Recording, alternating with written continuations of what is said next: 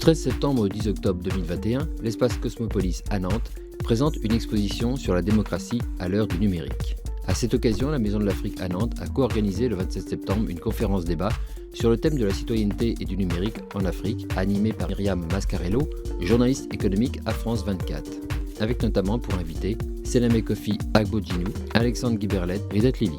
Mon point de vue sur cette question, la relation entre le numérique et la société d'une manière générale, et la démocratie en particulier, c'est que malheureusement peut-être qu'aujourd'hui, du moins en Tunisie, ce numérique s'élargit à tous les activités politiques et il submerge un peu l'activité politique et oriente et contrôle l'opinion publique. C'est-à-dire que finalement, le numérique est en train de remplacer les corps intermédiaires, les syndicats, les partis politiques, et il est bien utilisé aussi par tous les populistes et par le président de la République tunisienne, qui n'a pas de parti, qui n'a jamais fait aucune responsabilité politique. C'est de l'université, il passe aux élections présidentielles. Et tout ce qu'il a utilisé, c'est le numérique avec des jeunes, avec des milliers de jeunes qui contrôlent absolument tout le numérique. Pas lui, il y a d'autres partis qui le font. Et en fait, ce qu'ils appellent, eux, entre guillemets, la démocratie directe. Par le numérique, ils sont en contact directement avec le peuple, ils n'ont plus besoin de personne. Et à ce titre, le numérique est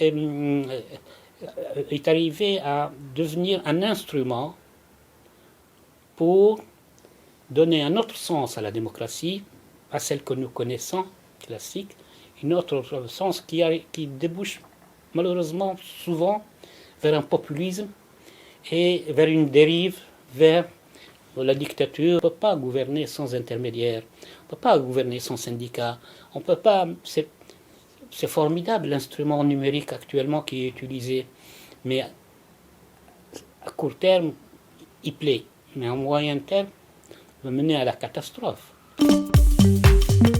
Pour le journaliste sénégalais Alexandre Lett, l'un des plus gros problèmes est la mainmise des GAFAM sur Internet. Et, par ailleurs, si le numérique est un outil révolutionnaire pour le journalisme, il apporte aussi son lot de fake news. L'avènement du numérique en soi est très complexe. Il y a des côtés bénéfiques et comme il y a des côtés assez pernicieux. Le fait que le monde du numérique soit dominé par 4 grands, entre guillemets, appelés les GAFA, pose un problème. Penser le numérique comme étant un bien commun était la solution la plus salutaire. Mais à mon niveau, je ne me positionne pas dans cet aspect binaire. J'essaye de montrer le bon côté des choses et davantage sensibiliser les gens sur les côtés assez pernicieux. C'est un allié de taille dans ma pratique journalistique. Aujourd'hui, le numérique comme outil a révolutionné le journalisme. D'aucuns diront que nous vivons l'âge d'or du journalisme, tellement qu'on peut faire énormément de choses. Des applications telles que WhatsApp qui nous permettent d'avoir accès à des personnes à l'autre bout du monde pour faire des entretiens, des regards croisés, des interviews. C'est une opportunité. Mais c'est aussi une opportunité qui vient avec son corollaire d'aspect négatif. L'avènement des réseaux sociaux aujourd'hui crée ce qu'on appelle les fake news. Aujourd'hui, tout le monde ou presque a accès à Internet. Pour Sename Kofi Agbo-Djinou, dans un web fortement marchand, le citoyen doit se réapproprier l'espace numérique pour en changer l'échelle, avec une technologie au service du social. Il faudrait sortir les technologies du filtre marchand, la Silicon Valley et des laboratoires chinois, pour créer de nouveaux laboratoires populaires. On fait le pari que les technologies sont assez démocratisées aujourd'hui pour que n'importe qui puisse les travailler. Et donc, on les développe, mais avec une exigence qui est l'échelle, c'est-à-dire que ce qui produit les dérives dans les nouvelles technologies, c'est l'ambition de faire des technologies globales.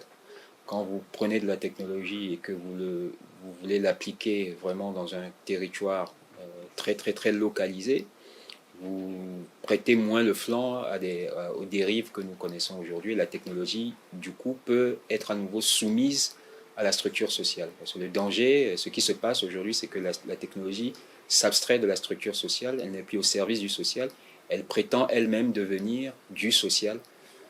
C'est un peu ça qu'il faut faire, réenchasser la technologie dans le social, et ça, vous ne pouvez le faire qu'à une petite échelle. Vous entends décrire votre projet, votre village. Ça me rappelle mon village À l'échelle d'un pays, chaque citoyen ne peut pas être modérateur si on considère le pays comme l'espace de référence, mais si on fractionne le pays en autant d'îlots qui permettent réellement le débat, que chacun puisse s'entendre, oui, on peut imaginer qu'on développe donc des technologies où chacun est maître. Mais c'est forcément une configuration d'archipels qui sont tous en système, mais pas un seul grand dispositif.